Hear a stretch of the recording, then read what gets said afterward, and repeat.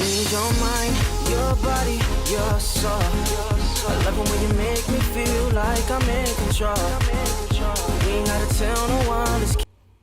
Hey fellow foodies, it's Faye from facefood.com, and today I'm excited to share with you my mom's chicken shawarma recipe. So before we even got to this step, what we did was place the chicken breast in a large bowl full of cold water, a little bit of distilled white vinegar, salt, and lemon juice. And we let that sit for an hour. And after that, we rinsed the chicken off really well, cleaned it, took off any excess fat, things like that. Then we got to this point where she's cutting the chicken breast on a bias. And after you get all your larger chunks, what you can do is start to cut those larger chunks into thin strips. You're going to place your thin strips into a large bowl. This does make a ton of shawarma. You will have a lot of leftover for a couple days, but that's fine. It makes great sandwiches for lunch, for school or for work or for whatever. So we did end up using 8 total chicken breasts. So like I said, this does make a lot. You can always have the recipe if you'd like though.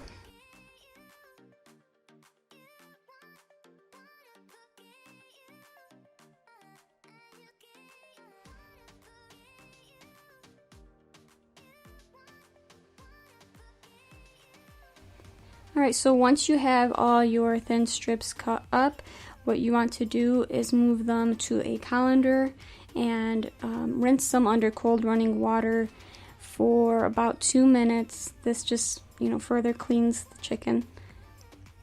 And after that, you want to place your colander over a bowl and let the excess water drip down. So just a FYI, we do use pre-bought shawarma spice, and this is purely out of convenience, and we have access to it. I'm sure not everyone will have access to it. Maybe you don't have a store near you that carries it. You should be able to find it at any Middle Eastern or Indian grocery store, but if you can't find it, I'll leave a recipe just in case. But we use it out of convenience, really. It's just way easier.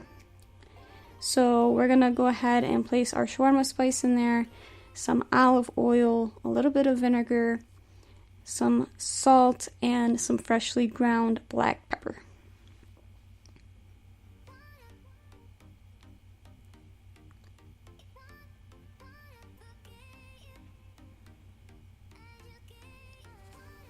Alright, so we're going to give this a mix at this point and toss this really well to combine.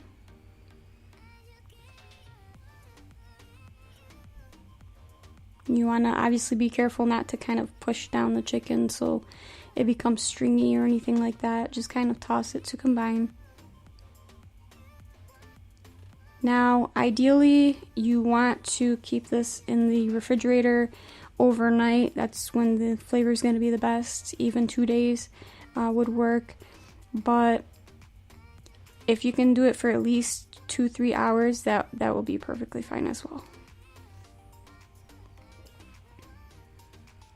Alright, so we're going to go ahead and give this a wrap and place this in the fridge. And then after that, we can go ahead and get started on cooking our shawarma. You can see how wonderful it looks already, and your nose will thank you because your kitchen will be smelling amazing when you make this. Alright, so how I like to cook these this shawarma is I cook it on high for about 5 minutes just to get a little bit of color on them. There is quite a bit in here.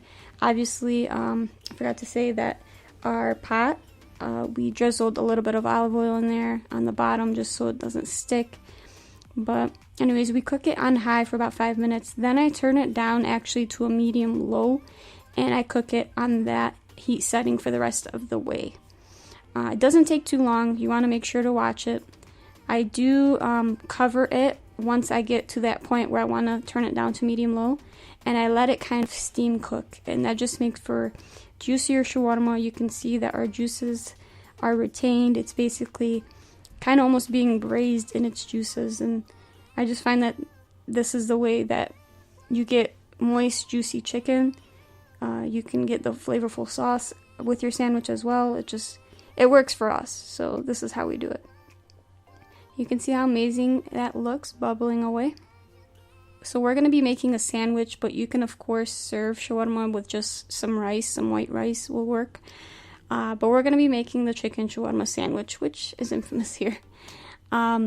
So we have some homemade garlic. I do have my mom's homemade garlic recipe on the blog, also on YouTube. But we're going to smother our pita bread in some garlic.